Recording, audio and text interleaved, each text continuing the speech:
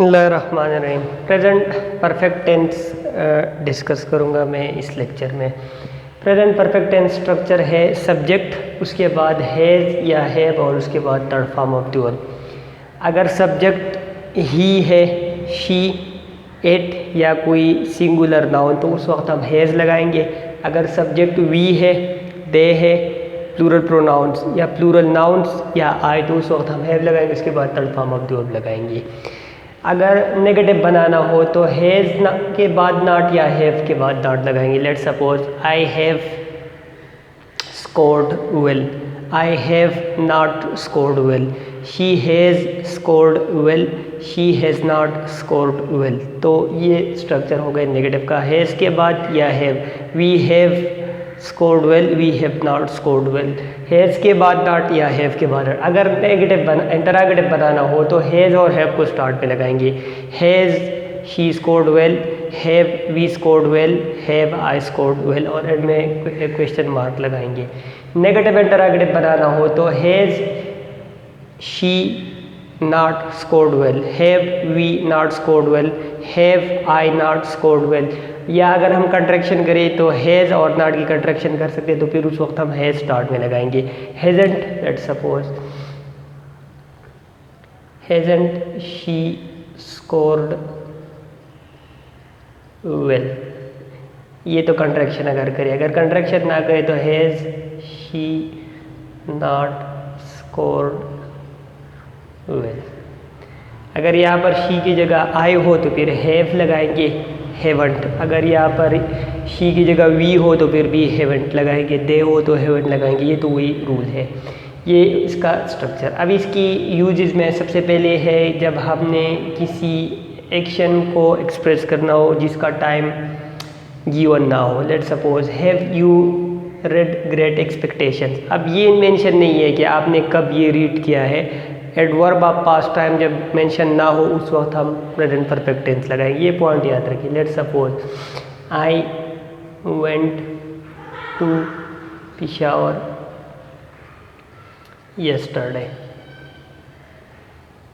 Next है I have gone to Peshawar yesterday.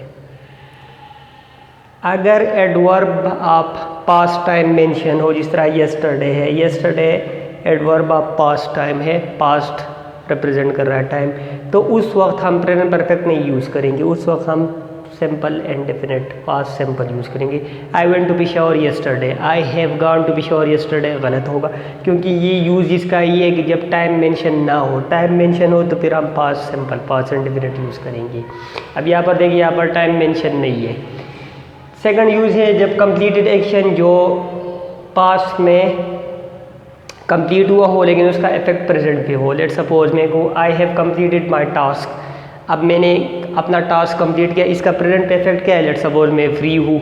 या मैं कहूँ I have eaten my meal, I have eaten the food. Let suppose, और इसका प्रेजेंट इफेक्ट क्या? अब मुझे भूख नहीं है, अब मैं हंग्री नहीं हूँ। तो जब कोई एक्शंस जो पास पे कंप्लीट हुई हो और उसका इफेक्ट प्रेजेंट पे हो तो उस वक्त भी हम प्रेजेंट परफेक्ट टेंस यूज़ करेंगे। लास्ट यूज़ है जब कोई एक्शन पास्ट में कंटिन्यूड हुआ हो किसी पॉइंट से और स्टिल कंटिन्यूड हो प्रेजेंट में भी, तो उसमें हम यूज़ करेंगे present perfect tense. Let suppose ये सेंटेंस है, I have known him for many years. ये है I have known him for many years। अब ये नोइंग वाला जो एक्शन है ये पास्ट में स्टार्ट हुआ है और स्टिल कंटिन्यूड है, तो इस तरह के केसेस में हम प्रेजेंट परफेक्ट टेंस यूज़ करेंगे। और ये पॉइंट भी याद रखिए कि प्रेजेंट परफेक्ट कंटिन्यूअस यहाँ, क्योंकि नो कल मैं डिस्कस कर चुका हूँ प्रीवियस लेक्चर में कि ये जो वर्ब है ये कंटिन्यूस फॉर्म में नहीं यूज़ होगा। तो I have been knowing him गलत होगा, I have known him for many years. Action past में कंटिन्यूड हुआ है और स्टिल कंटिन्यूड है। और इसके साथ इंडिकेटर ये भी याद रखिए, फॉर मेनी ईयर्स या सिंस भी अगर हमने किसी इनिशियल पॉइंट को एक्सप्रेस करना हो। तो ये इसका स्ट्रक्चर हो गया, ये इसकी यूजेस हो गई। अब इसमें एमसीक्यू किस तरह आ सकती है, ये तो एक तो ये एमसीक्यू आ सकता है कि जब आपके पास एडवर्ब ऑफ पास्ट टाइम हो उस वक्त आप प्रेजेंट परफेक्ट नहीं यूज़ करेंगे, past simple past indefinite tense use करेंगे। या हर भी एमसीक्यू आ सकता है कि नोइंग को कंटिन्यूअस फॉर्म में यूज़ कर दे। इसके अलावा स्ट्रक्चर वाइज भी मिस्टेक्स आ सकती है, नेगेटिव इंटरोगेटिव या खाली नेगेटिव हो इंटरोगेटिव हो, तो ये स्ट्रक्चर वाइज भी मिस्टेक्स आ सकती है, यूज़ वाइज भी मिस्टेक आ सकती है एमसीक्यूज एमडीकेट इंग्लिश पोर्शन में।